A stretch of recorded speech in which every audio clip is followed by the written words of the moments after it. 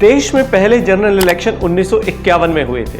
1951-52 को हुए आम चुनावों में मतदाताओं की संख्या 17,32,12,343 थी। इनमें से 12,05,13,915 लोगों ने मताधिकार का प्रयोग किया था, यानी कि वोट डाला था। देश में पहले चुनाव के लिए 17 लाख बैलेट बॉक्स बनाए गए थे। इन बॉक्सेस को गोदरेज कंपनी ने बनाया था और सरकार ने एक बॉक्स के लिए 5 रुपए का भुगतान भी किया था। सत श्री अकाल जी, आप देख रहे हैं टू द पॉइंट परम और मैं हूं परमजीत सिंह। आप समझ ही गए होंगे कि आज बात इलेक्शंस की होगी, पर सिर्फ इलेक्शन नहीं, उस पर होने वाले खर्चे और एक वोटर पर होने वाले खर्चे की भी आज बात की जाएगी। चुनाव लोकतंत्र और राजनीति का आधार स्तंभ है। आजादी के बाद से भारत में चुनावों ने एक लंबा रास्ता तय किया है। हम तकरीबन हर साल या फिर कुछ ही महीनों में कहीं ना कहीं किसी न किसी जगह पर इलेक्शन होने की बात सुन ही लेते हैं, चाहे वो लोकसभा चुनाव हो या विधानसभा चुनाव या कोई पंचायती चुनाव या फिर म्युनिसिपल कमेटी के चुनाव ही क्यों ना हो। इलेक्शंस हमारी लाइफ में एक बहुत ही इंपॉर्टेंट रोल प्ले करते हैं। तो कुछ जानकारियां इलेक्शन से जुड़ी, जैसे कि अभी फिलहाल एक कैंडिडेट को सिर्फ 2 सीट से ही चुनाव लड़ने का अधिकार है, जबकि 1996 से पहले ऐसा नहीं था। 1996 से पहले तक उम्मीदवार को 2 से अधिक लोकसभा सीटों से इलेक्शन लड़ने की छूट थी, परंतु representation of the people act 1951 में संशोधन करके इसे 2 सीटों तक सीमित कर दिया गया। अगर कोई नेता दोनों सीटों से चुनाव जीतता है तो उसे 10 दिन के अंदर अंदर एक सीट को खाली करना होता है। जैसे कि प्रधानमंत्री नरेंद्र मोदी ने 2014 के लोकसभा में 2 सीटों से चुनाव लड़ा, वाराणसी और वडोदरा, और दोनों ही सीटों से चुनाव जीता भी, मगर बाद में उन्होंने वाराणसी की सीट को चुना और वडोदरा की सीट खाली कर दी। देश के पहले चुनाव साल 1951 में हुए थे। तब से लेकर अब तक हम हर साल तकरीबन हर चुनाव देखते हैं और कहीं ना कहीं अपने मत का प्रयोग भी करते हैं। आज मैं आपको कुछ ऐसे तथ्य बताऊंगा जिन्हें जानना आपके लिए बेहद जरूरी है। तो आइए आपको सबसे पहले बताता हूं कि कब हुए थे भारत में सबसे पहले चुनाव, और वो सीट जिस पर खड़े हुए थे 1033 उम्मीदवार। जी हाँ, 1000 से भी ज्यादा उम्मीदवार।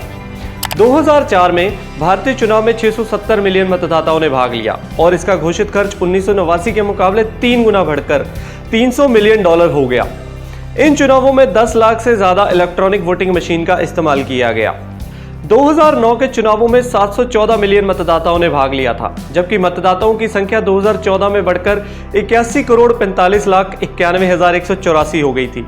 चलिए अब बात ऐसी सीट की जहां 1, 2, 3, 10, 20, 50 या 100 नहीं बल्कि 1000 से भी ज्यादा उम्मीदवार मैदान में थे। जी हाँ, सिर्फ एक सीट और 1000 से भी ज्यादा उम्मीदवार। जनता कितनी कंफ्यूज हो गई होगी, उनके लिए कितना कठिन रहा होगा वोट देने का। खैर, तमिलनाडु में 1996 में विधानसभा के चुनाव में मोडाकुरुची में एक ही सीट पर 1033 उम्मीदवार खड़े हुए थे। इस चुनाव में बैलेट पेपर एक पुस्तिका के रूप में था। अब बात खर्चे की भी कर लेते हैं। जितना बड़ा भारत देश उतना ही बड़ा चुनाव का बजट। क्या आप जानते हैं कि पहले चुनाव से लेकर अब तक इलेक्शन करवाने में होने वाला खर्च कितना ज्यादा बढ़ गया है? चुनाव आयोग इतने बड़े बड़े इश्तेहार देता है, विज्ञापन चलाता है, सबको वोट देने के लिए प्रेरित करता है। इस सारी चीज को करने के लिए खर्चा होता है और पैसा चाहिए होता है, और पैसा आपकी और हमारी जेब से ही जाता है, जो कि हम टैक्स के रूप में सरकार को देते हैं।